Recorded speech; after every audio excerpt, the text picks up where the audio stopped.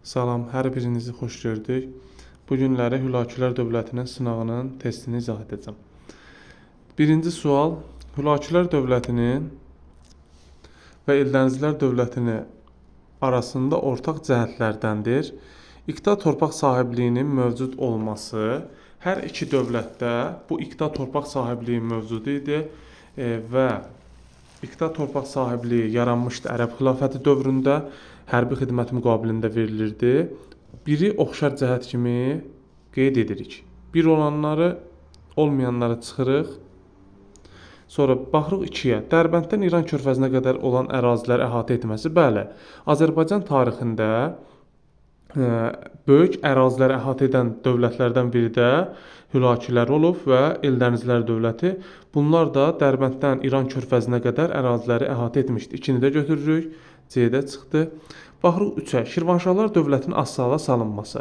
Deməli bir qayda var idi. Bu qaydaya görə Şəddadilərdə Fəzl bin Məhəmməd, Ağqoyunlular və Rəvvadilərdən başqa Azərbaycana kimlər hücum edibsə, Şirvanşahlarla mübarizə aparıb. Baş hərfləri belədir. Ş, A, R. Şəddadilər, Ağqoyunlular, Rəvvadiləri çıxmaq şərti ilə digər dövlətlərdən kim Azərbaycana yürüş edib, Şirvanşahlarla mübarizə aparıb. Cavab olacaq A bəndi, amma axıra kimi baxaq. Qızıl Ordu dövləti ilə müharibələrin baş verməsi. Xeyr, Hülakülər Qızıl Ordu ilə müharibə aparıb, amma Eldənizlər müharibə aparmayıb. Torpaq vergi sahəsində islahatların həyata keçirilməsi Hülakülərə aiddir, lakin Eldənizlərə aid deyil. Növbəti sual ikinci sualdır. Elxanilər dövləti üçün səciyyəvi deyil.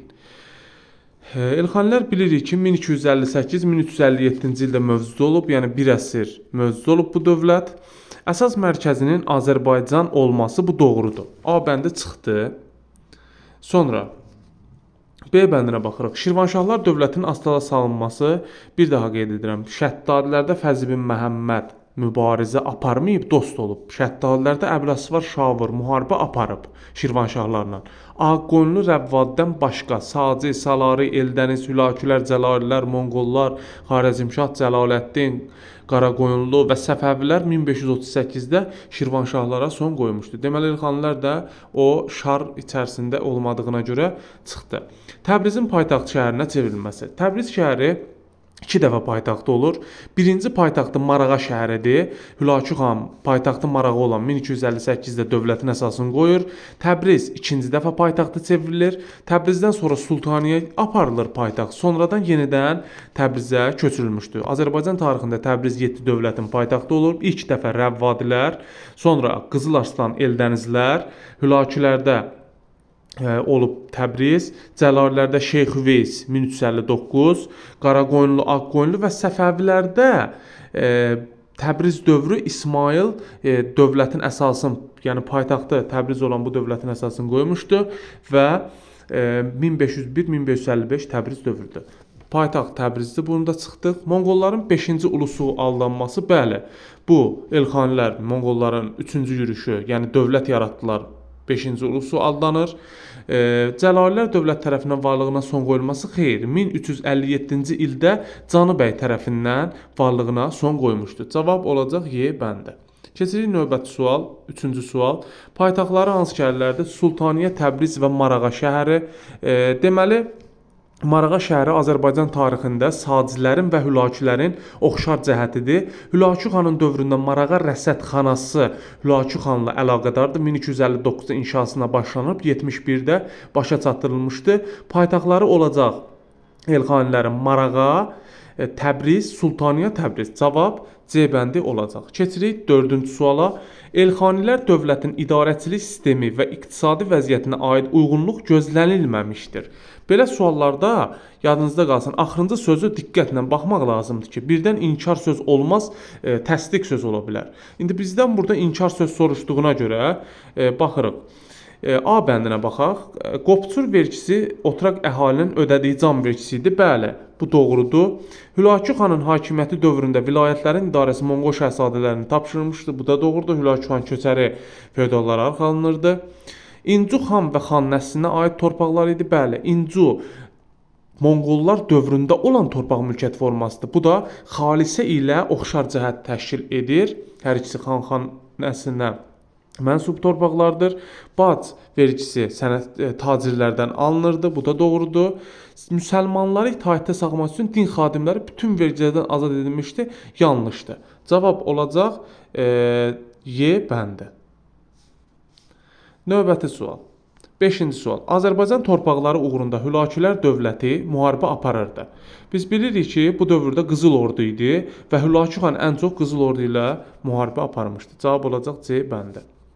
Növbəti sual. Qazan xanın torpaq islahatının əsasını təşkil edirdi. Biz bilirik ki, Qazan xanın torpaq islahatında İnci Bayraq torpaqları əsas rol oynayırdı və burada vəqf torpaqlarının icarə hüququnun ləğv edilməsi xeyr, A bəndi çıxdı. İqta torpaqlarının azad şəkildə satışa çıxarılması xeyr, iqta şərti idi. Azad şəkildə çıxarıla bilməzdi, B-də çıxır. Monqol qoşunlarına xidmət edənlərə torpaq sahəsinin verilməsi bəli.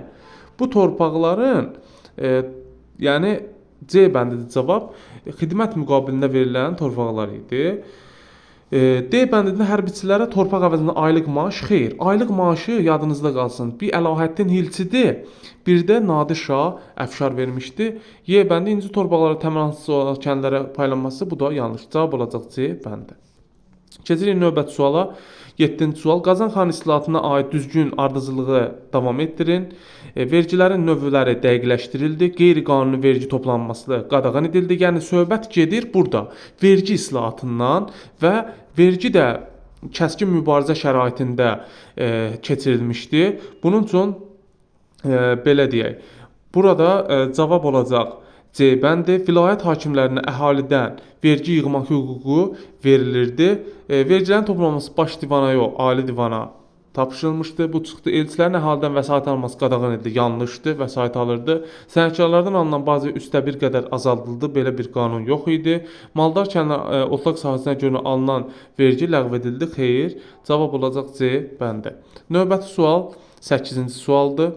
8-ci sual xəritə sualdır. Baxırıq. Deməli, bu xəritə sualında nə deyir? Xəritəyə və cədvələ aid uyğunluğu müəyyən edin. Baxırıq 1-ə.